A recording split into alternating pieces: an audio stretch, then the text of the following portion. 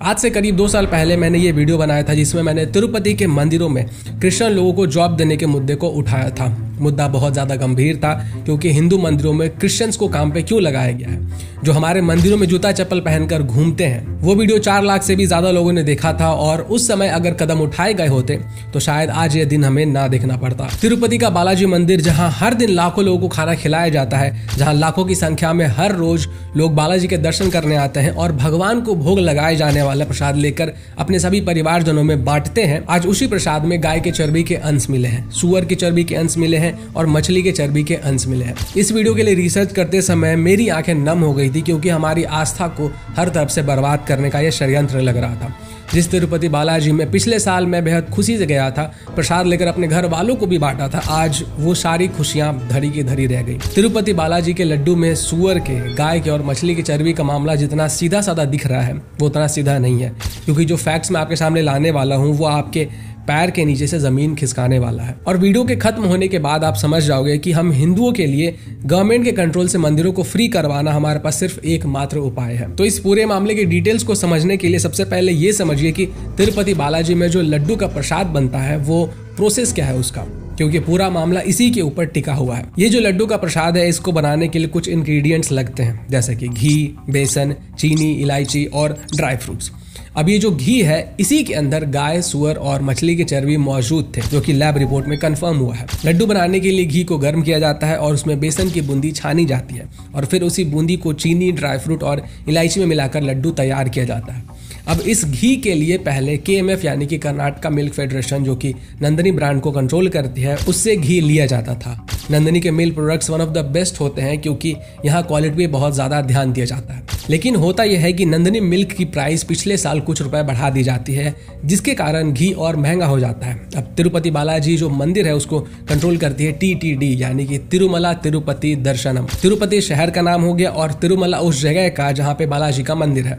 अब TTD को manage Andhra Pradesh की रूलिंग गवर्नमेंट करती है, मतलब कि आंध्रा में जो रूलिंग गवर्नमेंट होगी वही TTD को कंट्रोल करेगी। अब हमारे देश में एक बहुत अजीब सी चीज है, कहा जाता है कि हमारा देश धर्मनिरपेक्ष है, लेकिन हमारे देश में हिंदुओं के मंदिरों को गवर्नमेंट कंट्रोल करती है। जो रेवेन्यू आता है वो पैसे गवर्नमेंट के पास जाते हैं, पर मस्जिदों से, चर्च से, गुरुद्वारे के साथ ऐसा नहीं होता है। बाकी धर्म और मजहब अपने रिलीजियस प्लेसेस को खुद मैनेज करते हैं, उनके पैसे को इस्तेमाल करते हैं अपने वेलफेयर के लिए, अपने सोसाइटी के वेलफेयर के लिए। लेकिन हम हिंदुओं के मंदिरों के साथ ऐसा नहीं है। हम हिंदुओं के मंदिरों को कंट्रोल करती है गवर्नमेंट और वहां से जो पैसे आते हैं, जो रेवेन्यू आता है, जो डोनेशन आता है, वो गवर्नमेंट अपने पास रखती है। और इसके लिए हम लोगों ने कई बार कैंपेन भी चलाया है कि हिंदू मंदिरों को गवर्नमेंट के कंट्रोल से आजाद करो, फ्री करो। अब जो स्टेट की रूलिंग गवर्नमेंट होगी, उनके आइडियोलॉजी जैसी होगी, उसका असर आपको मंदिरों पे भी देखने मिलेगा।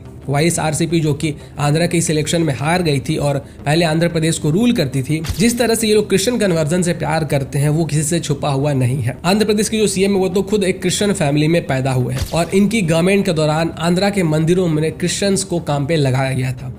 अब कोई क्रिश्चियन हिंदू मंदिर में कितना देखभाल करेगा वो आप सब जानते हैं, कितनी रेस्पेक्ट करेगा वो भी आप जानते हैं। YSRCP की गवर्नमेंट में क्रिश्चियन मिशनरीज और चर्चेस बहुत तेजी से बढ़े हैं और ये फैक्ट्स सीख कर बता रहे हैं। अब वापिस से अपने घी के ऊपर अगर आए तो जब नंदिनी घी के प्राइसेस बढ़ते हैं तो TTD जो कि तिरुपति बालाजी मंदिर को कंट्रोल करता है, जो कि YSRCP के अंडर में था, वो पिछले साल नंदिनी से घी खरीदना बंद कर देते हैं और घी के लिए एक बिडिंग सिस्टम बनाते हैं जिसमें कि जो सबसे कम बिडिंग करेगा उसको टेंडर मिल जाएगा। अब ये ऑब्वियस सी बात है कि जो सबसे कम बिडिंग करेगा वो घी में मिलावट भी करके देगा। तो जिसे टेंडर दिया गया था वो घी करीबन 350 रुपए प्रति kg के हिसाब से दे रहा था। अब आप खुद से सोच कर देखिए कि 350 रुपए किलो आपको घी कहाँ मिलेगा। ये पिछले साल ही ऑब्वियस हो गया था कि घी में मिलावट आने वाली है। अब इस बिडिंग सिस्टम में जिसे टेंडर दिया गया था वो कॉन्ट्रैक्टर अलग अलग वेंडर से घी लेकर TTD को पहुंचाता था। KMF जो कि नंदिनी को कंट्रोल करते हैं, उन्होंने पिछले साल ही कहा था कि इतने कम रेट में अगर TTD को कोई घी दे रहा है तो इसका मतलब है कि वो मिलावटी घी है। पर YSRCP की गवर्नमेंट को क्या था, उनको तो ज्यादा पैसे बचाकर अपना प्रॉफिट बढ़ाना था। अब यहाँ पे एक इंटरेस्टिंग सा फैक्ट मैं आपको बताना चाहता हूँ, ध्यान से सुनिएगा। 2022 में TTD जो तिरुपति बालाजी के मंदिर की देखरेख करता है, उसका एग्जीक्यूटिव ऑफिसर धर्मा रेड्डी को बना दिया जाता है बाय YSRCP गवर्नमेंट। और इस साल इलेक्शन से पहले अप्रैल में इसके खिलाफ अपोजिशन के लीडर्स कंप्लेन भी करते हैं कि ये रूल्स के खिलाफ है, क्योंकि धर्मा रेड्डी YSRCP गवर्नमेंट के साथ 9 साल से काम कर रहा है।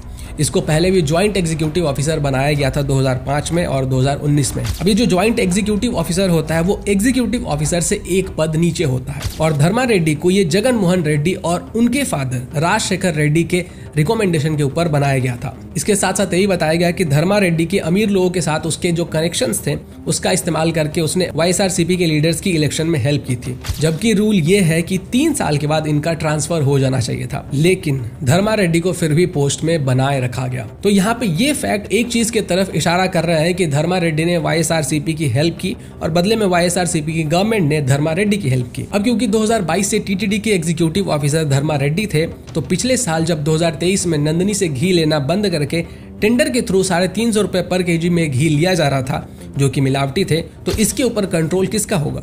ऑब्वियसली धर्मा रेड्डी का। बिना उनके डिसीजन के, बिना उनके सहमति के कोई भी घी ऐसे ही थोड़ी इस्तेमाल होने लगेगा। अब जो घी में गाय की चर्बी थी, सुअर की चर्बी थी और मछली की चर्बी का तेल मिला हुआ था, इससे 2 पॉइंट्स निकलकर सामने आते हैं। पहला, धर्मा रेड्डी को सब कुछ पता था और वाईएसआरसीपी को भी पता था, फिर भी इन्होंने प्रॉफिट के चक्कर में इन्होंने कोई भी स्टेप नहीं उठाया। दूसरा पॉइंट, इनको कोई भी आइडिया नहीं था कि आखिर चल क्या रहा है। अब अगर पहले पॉइंट में जाए तो यहाँ पे भी 2 पॉइंट निकलकर सामने आते हैं। गाय, सुअर और मछली की चर्बी का होने का इनको पता था, तो इन्होंने सिर्फ प्रॉफिट के लिए मिलावट वाले घी का इस्तेमाल होने दिया, क्योंकि जो सुअर और गाय की चर्बी का तेल होता है वो बहुत सस्ता होता है और वेजिटेबल ऑयल के साथ इसको मिक्स करके थोड़े से घी में मिलाकर कई लोग इसको घी बोलकर सस्ते दामों पर बेच देते हैं। या फिर इन्होंने जानबूझकर हिंदुओं के धर्म और आस्था को बर्बाद करने के लिए ये सब जानबूझकर किया, क्योंकि ये लड्डू पहले भगवान के ऊपर चढ़ाया जाता है और फिर लोगों के अंदर बांटा जाता है। और अगर सेकंड पॉइंट की तरफ जाए, इनको कुछ भी नहीं पता था, तो इसमें भी एक पॉइंट निकलकर सामने आता है कि कभी कभी कुछ एक्सेप्शनल केसेस में गाय का जो दूध होता है उसमें उनके फैट का अंश आ जाता है, लेकिन फिर सुअर और मछली के फैट के तेल का क्या?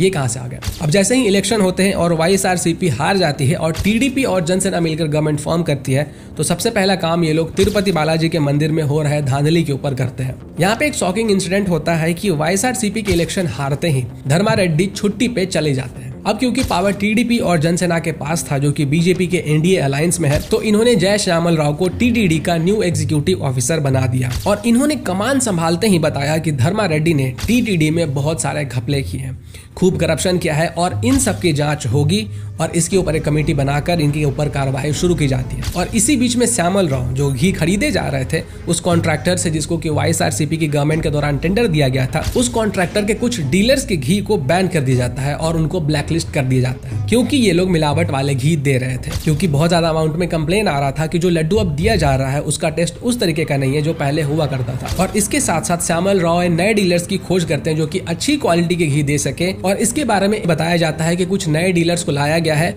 और इनके घी का इस्तेमाल करके हम लोग सैंपल लड्डू बनाएंगे और चेक करेंगे कि जो क्वालिटी है वो कैसी आ रही है। अब पैरेलल में जो कॉन्ट्रैक्टर ऑलरेडी घी प्रोवाइड कर रहा था, उसके जो बाकी के डीलर्स थे जिनको कि अभी ब्लैकलिस्ट नहीं किया गया था, उनके घी के सैंपल को लैब रिपोर्ट के लिए भेजा जाता है, जहां से रिपोर्ट आने के बाद हड़कंप मच जाता है। पता चलता है कि इसमें गाय के चर्बी का तेल, सुअर के चर्बी का तेल और मछली के चर्बी का तेल और बहुत सारे और भी वेजिटेबल ऑयल ऑलरेडी मिक्स किए हुए हैं। और इसी के बाद चंद्रबाबू नायडू बताते हैं कि वाईएसआरसीपी की गवर्नमेंट ने हिंदुओं की आस्था और धर्म के साथ विश्वासघात किया है। अब जानकर चौंक जाओगे कि यही सारे लड्डू जो मोस्ट प्रोबेबली उसी मिलावटी घी से बने थे, वो राम मंदिर भी भेजे गए थे। अब आप सोच कर देखिए कि ये किस लेवल पे डिस्ट्रक्शन हुआ है। अगर यही सेम चीज क्या किसी और रिलीजन के साथ होता तो क्या अभी सेम हालात होते देश में? वाईएसआरसीपी जो कि क्रिश्चियन कन्वर्जन के सपोर्टर जाने जाते हैं, जो जगन मोहन रेड्डी है जो कि खुद एक क्रिश्चियन फैमिली में पैदा हुए थे, उनके रूल के दौरान हिंदू मंदिरों में क्रिश्चियंस को अपॉइंट किया गया और अब प्रसाद में गाय की चर्बी का तेल, सुअर की चर्बी का तेल, मछली की चर्बी का तेल मौजूद था, जो सिर्फ लोगों ने नहीं खाया बल्कि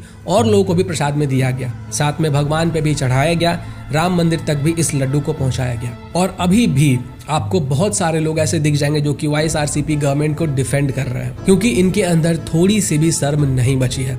आखिर कब तक हिंदुओं को ये सब कुछ सहना पड़ेगा? पहले मुगल आए जो कि जजिया लेते थे, उन्होंने हमारे धर्म को बर्बाद करने की हर एक प्रयास की। फिर अंग्रेज आए, उन्होंने भी हमारे धर्म को भ्रष्ट करने के सारे पैतरे आजमाए। और अब ऐसे पार्टीज, मैंने रिसर्च करके सब कुछ आपके सामने रख दिया है। अब आपके ऊपर डिपेंड करता है कि आप इस रिसर्च को आगे पहुंचाते हो या चुपचाप वीडियो को बंद करके इग्नोर कर देते हो कि छोड़ो, मेरे एक शेयर कर जाने से क्या हो जाएगा। डिसीजन आपका है। नमस्कार।